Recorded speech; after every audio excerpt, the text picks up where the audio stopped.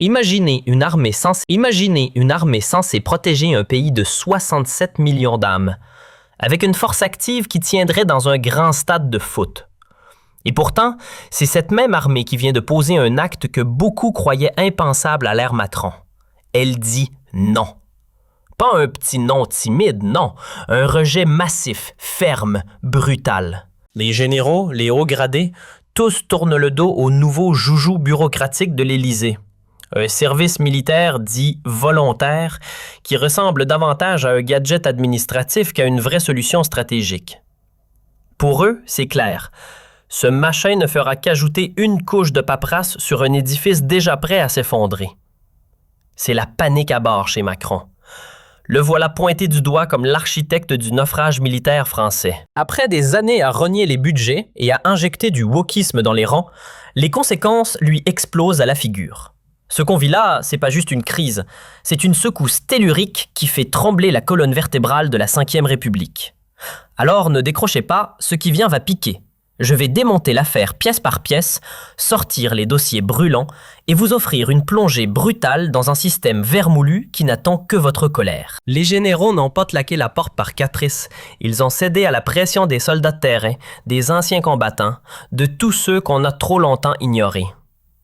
Le 27 novembre 2025, dans les Alpes, Macron annonçait son service militaire volontaire. Une blague sinistre destinée à faire oublier le fiasco monumental du SNU. Résultat, rejet total. Aucun engouement. Imaginez une armée censée protéger un pays de 67 millions d'âmes, avec une force active qui tiendrait dans un grand stade de foot. Et pourtant, c'est cette même armée qui vient de poser un acte que beaucoup croyaient impensable à l'ère Macron. Elle dit non. Pas un petit non timide, non, un rejet massif, ferme, brutal. Les généraux, les hauts gradés, tous tournent le dos au nouveau joujou bureaucratique de l'Élysée. Un service militaire dit volontaire qui ressemble davantage à un gadget administratif qu'à une vraie solution stratégique. Pour eux, c'est clair. Ce machin ne fera qu'ajouter une couche de paperasse sur un édifice déjà prêt à s'effondrer. C'est la panique à bord chez Macron. Le voilà pointé du doigt comme l'architecte du naufrage militaire français. Après des années à rogner les budgets et à injecter du wokisme dans les rangs, les conséquences lui explosent à la figure. Ce qu'on vit là, c'est pas juste une crise, c'est une secousse tellurique qui fait trembler la colonne vertébrale de la Ve République. Alors ne décrochez pas, ce qui vient va piquer. Je vais démonter l'affaire pièce par pièce, sortir les dossiers brûlants et vous offrir une plongée brutale dans un système vermoulu qui n'attend que votre colère. Les généraux n'ont pas claqué la porte par caprice. Ils ont cédé à la pression des soldats de terrain, des anciens combattants, de tous ceux qu'on a trop longtemps ignorés. Le 27 novembre 2025, dans les Alpes, Macron annonçait son service militaire volontaire.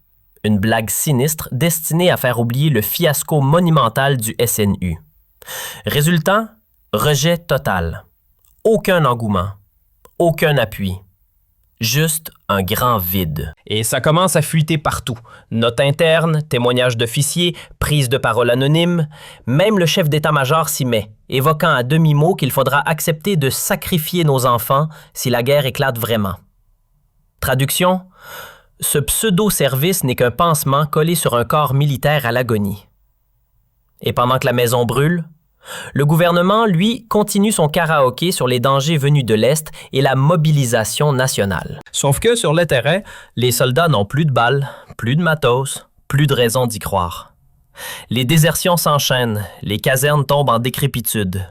Mais chut, le spectacle continue. Ce n'est plus un simple malaise dans les rangs. C'est un soulèvement feutré, un grondement sourd venu des casernes. Face à un président qui joue les stratèges de salon, bien au chaud dans son palais doré, sans avoir jamais enfilé un uniforme, l'armée commence à dire stop. Le général Thierry Burkhardt, à la tête des armées, et plusieurs vieux briscards à la retraite ne mâchent plus leurs mots, même s'ils doivent parfois les camoufler pour éviter la foudre. Ils réclament une armée au service du peuple français, pas des lubies de Bruxelles, ni des expéditions en Ukraine. Et ces messages ne sont pas murmurés entre quatre murs sécurisés. Non, ils circulent dans des entretiens soigneusement distillés ou par des fuites stratégiques qui font trembler les murs de l'Élysée. Ces voix dénoncent frontalement le sous-financement chronique des forces armées, le budget plafonné à 2% du PIB malgré les promesses tapageuses, et cette dérive idéologique qui remplace les stages de survie par des séminaires sur les identités de genre.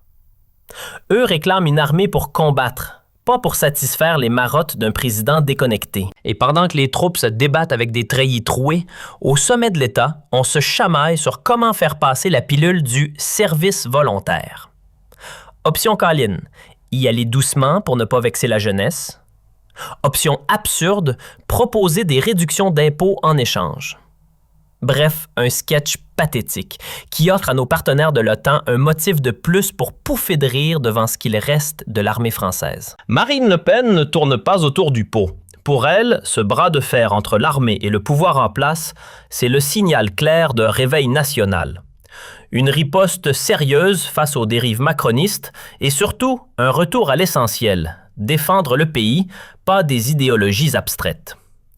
Mais pendant que l'armée tente de reprendre son cap, la France reste coincée dans le grand théâtre de l'en même temps made in Macron. On jure fidélité au drapeau tout en dilapidant l'argent public pour des opérations suicidaires à des milliers de kilomètres. L'idée? Tu signes volontaire, bravo. Maintenant, va crever pour Kiev.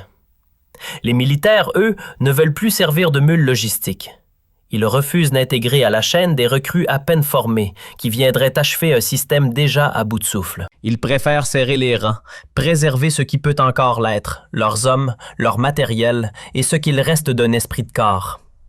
Le Pen martèle ce principe. Aucune armée ne peut protéger une nation si elle-même est rongée de l'intérieur. Un président digne de ce nom commence par respecter ses soldats, ceux qui risquent leur peau chaque jour. Pas par obéir au doigt et à l'œil à l'OTAN ou aux caprices de Zelensky. Elle exige donc un vrai changement. Fin des fausses promesses, fin du bricolage. Place à une réforme sérieuse, des moyens colossaux pour reconstruire l'institution militaire, un recrutement ciblé et surtout, des comptes à rendre pour ceux qui trahissent la France en bradant sa souveraineté. Le soi-disant service volontaire de Macron? Une illusion marketing vite éventée. Un coup de com' en carton-pâte lancé à la va-vite pour endormir les foules avant la prochaine crise. Résultat? Des volontaires fantômes et un projet vidé de toute substance, faute de moyens concrets pour le faire vivre. Quant aux grandes promesses de réforme militaire sous Macron, parlons-en. À part des discours creux, on a surtout vu des blindés à l'arrêt faute de pièces et des soldats revenir du Mali les mains vides. Rien de structurant, rien de solide. Juste de l'improvisation permanente. Le Pen ne s'y trompe pas. C'est justement cette fronde venue de l'intérieur qui révèle le vrai visage d'une politique de défense hypocrite. Un gouvernement qui signe des pactes atlantistes à tour de bras tout en laissant son armée dépérir lentement mais sûrement. Et pendant que les partis traditionnels crient au défaitisme à chaque fois qu'on ose parler de retrait stratégique, ce sont les vrais patriotes, les militaires eux-mêmes, qui montrent l'exemple. En refusant ce service militaire de façade, ils défendent concrètement la nation contre une charge supplémentaire devenue insoutenable. Mais le ras-le-bol va plus loin encore. L'armée ne se contente plus de dire non. Elle accuse désormais ouvertement l'exécutif d'être à l'origine directe de la lente descente aux enfers militaires. Et là, c'est un coup de tonnerre dans les sphères du pouvoir. Chaque jour, davantage de soldats jettent l'éponge. Dans une institution où la promotion dépend du quotient diversité plutôt que du mérite, où les ordres idéologiques remplacent les stratégies militaires, beaucoup désertent ou dénoncent, parfois sous anonymat, une armée qui se désintègre sous leurs yeux. Le vrai drame, le cœur du chaos, il n'existe plus de vraie chaîne de commandement en France. Tout a volé en éclats depuis des années. La discipline? Évaporée. Les sanctions exemplaires? Portée disparue. Des réformes sérieuses avec du budget high-tech? On oublie. À la place, on nous sert des discours soporifiques et des gradés nommés pour leur couleur politique plutôt que leurs compétences. Résultat, c'est l'armée qui doit recoller les morceaux. C'est elle qui porte les conséquences d'une gouvernance parisienne désastreuse. On l'envoie au front en Ukraine sans feuille de route claire, pendant que nos propres frontières restent grandes ouvertes, livrées à une immigration incontrôlée qui mine l'unité du pays. Et pendant que les militaires se tiennent à une ligne de conduite droite et loyale envers la nation, Macron, lui, ferme les yeux, ou pire, participe à des magouilles d'État. Pots de vin dans les contrats d'armement et partenaires étrangers qui nous abandonnent un à un sans même se retourner. Tout cela provoque une pression énorme au sommet. Les hauts gradés n'en peuvent plus. Lors des réunions internes, certains pointent désormais ouvertement l'Élysée comme le problème central. Et une question brûlante surgit. Jusqu'à quand pourra-t-on faire confiance à un chef des armées qui ne gère même pas les fondamentaux? Les soldats en ont ras-le-képi, marre d'être les boucs émissaires des errants présidentiels. Et ce qui rend tout ça encore plus piquant, ce mouvement de rébellion ne vient ni de la gauche bien pensante, ni d'un Macron en perte de vitesse, ni d'un parti centriste en mode courbette, mais bien des patriotes sincères enracinés dans l'armée elle-même. Ces mêmes soldats que l'establishment traite de dangereux extrémistes parce qu'ils osent prononcer un mot devenu tabou, souveraineté. Oui, ces militaires qu'on regarde de travers parce qu'ils n'ont pas peur des juges de Bruxelles, voilà l'effondrement moral d'une élite française complètement hors sol, coincée dans sa bulle de mensonges. Et enfin, le rideau tombe. Et ce qu'il révèle? Un vide abyssal d'idées, une hypocrisie devenue insupportable.